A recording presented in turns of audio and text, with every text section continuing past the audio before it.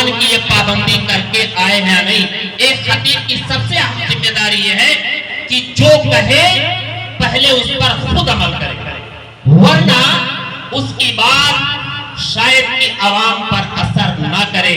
اس لیے ہر بچے کو چاہیے کہ جو بات وہ کہتا ہے سب سے پہلے اسے اس پر خود عمل ہونا چاہیے. اور یہی ہر خطیب کا ایک اہم فریضہ بھی بنتا ہے کہ پہلے خود عمل کرے، اس کے بعد لوگوں کو عمل کرنے کی دعوت دے. دائش پر حاضر ہیں عزیزم شہباز احمد فیروز احمد. عنوان ہے اسلام میں نماز کی اہمیت. السلام علیکم ورحمۃ اللہ وبرکاتہ. الحمدللہ رب العالمین والصلاة والسلام علی سید المرسلین وعلی آلہ وصحبہ اجمعین. اما بعد فاعوذ باللہ من الشیطان الرجیم. بسم اللہ الرحمن الرحیم. ان الصلاة تنہی عن الفحشاء والمنکر وقال النبی صلی اللہ علیہ وسلم بین العبد و بین الکفر ترک الصلاۃ. معزز حضرات صاحبان و سامعین اکرام، آج کے اس سالانہ احمد جمل میں جس موضوع پر خطاب کرنا چاہتا ہوں وہ ہے اسلام میں نماز کی اہمیت. گرامی قدر صدر صاحب، برادران قوم و ملت اور عزیز دوستو، آج کے اس پرونق قسم میں آپ حضرات کے سامنے اسلام کے ایک عظیم رکن اور ایک بہترین فریضے پر روشنی ڈالنا چاہتا ہوں. امید ہے کہ آپ حضرات غور سماعت فرمائیں گے اور اس پر عمل کرنے کی کوشش کریں گے انشاءاللہ. حضرات، اللہ رب العالمین نے بنی نوع انسان کو پیدا کیا اور بہت ہی صاف لفظوں میں ان کی تخلیق کا مقصد بھی بیان کر دیا. وَمَا خَلَقْتُ الْجِنَّ وَالْإِنسَ إِلَّا لِيَعْبُدُونِ. انہیں عبادتوں میں سے سب سے اہم عبادت الشانی والی نماز ہے. اسلام کی بنیاد جن 5 ستونوں پر قائم ہے ان میں سے ایک بنیادی ستون نماز کا ہے. اس عبادت کے ذریعے بندہ اپنے خالق حقیقی سے بہت زیادہ قریب ہو جاتا ہے، بلکہ اپنے نفس سے سرکشی کرنے کی سعادت حاصل کرتا ہے. خشوع و خضوع میں مستغرق ہوتے ہوئے اللہ رب العزت کے پیش نظر ہونے کا احساس دل میں جاگ اٹھتا ہے اور اسے تعبد اللہ کأنک تراہ فإن لم تکن فإنہ یراک کا روحانی موقع نصیب ہوتا ہے. رب کو چکان کا نمازی کی مواجہت پہ برود و مسعود ہوتا ہے اور فرشتہ ایسے لوگوں کی ایک ایک حرکت کو قلم کرتے ہیں. ان کے مصرف دلوں کو سکون اور کہنے آنکھوں کو ٹھنڈک حاصل ہوتی ہے. اس فریضے کی بدمعات ادائیگی عبادت اسلامی کا مدار ہے. ایک حصہ میں پیر سے پیر اور کندھا سے کندھا ملا کر کھڑے ہونے سے امیر کریم آقا غلام کا تباہت مل جاتا ہے. سچ ہے، ایک ہی صف میں کھڑے ہو گئے محمود و ایاز، ایک ہی صف میں کھڑے ہو گئے محمود و ایاز، نہ کوئی بند رہا نہ کوئی بند نواز.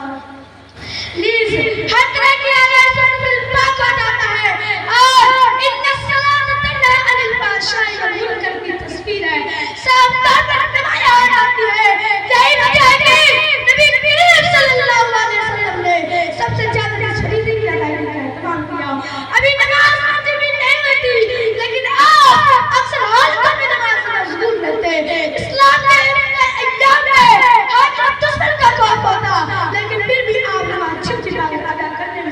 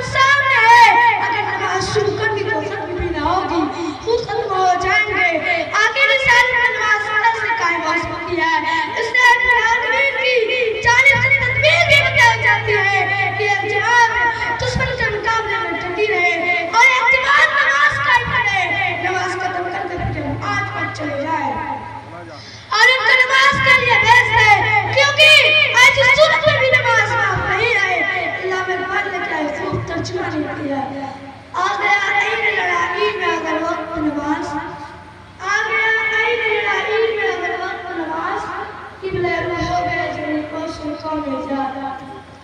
اے مسلمان اور کافر کے درمیان فرق و امتیاز کی چیز نماز ہے۔ جس نے کثرت نماز چھوڑ دے اس نے کفر کیا، کیونکہ اس کے برائے کا چاہت ممکن نہیں، اور جو اس میں نظام کا امید لگا ہوا ہے وہ قوم خالد مبتلا ہے، جہاں باپ نے کہیں گے بات نہیں کہیں گی، صرف ایمان ہے انسان کا نظام کا یہ کافی ہے، بلکہ اس کے بدل سے بیان کرتی جب جہنمی جہنم میں پھینک دیے جائیں گے تو ان سے پوچھا جائے گا ماں سلطنوں بے سکا تم کو کس چیز نے جہنم میں پھینکا دیا؟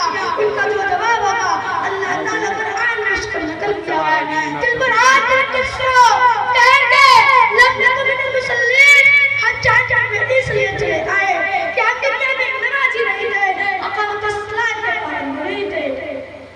مؤذن حی علی الصلاۃ و حی علی الفلاح کی آواز لگاتا تو ہم مسجدوں سے دوڑ مارتے تھے، ہاتھوں میں باندھ کے کب سے سب کیا کرتے تھے۔ آگے بڑھنے سے پہلے ایک بات بیان کر دوں، معلوم ہے مؤذن کے بارے مسجدوں سے کون بھاگا کرتا ہے؟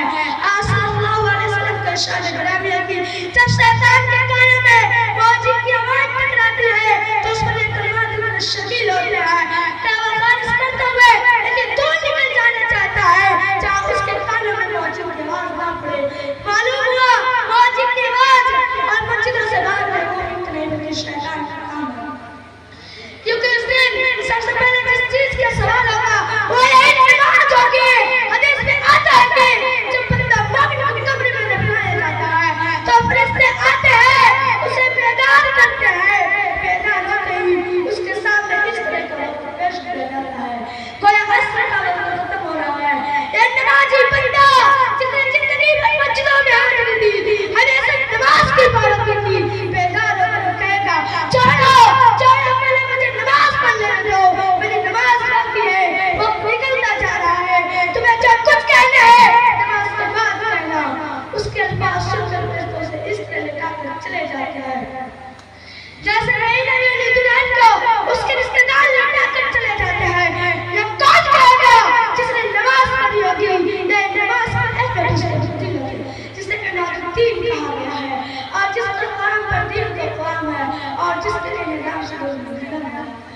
اکرم اللہ تعالیٰ سے دعا کی اللہ تعالیٰ آپ سب کو پکا سچا اور خالص نمازی بنائے، آمین ثم آمین، وآخر دعوانا الحمدللہ رب العالمین۔ السلام علیکم ورحمۃ اللہ وبرکاتہ۔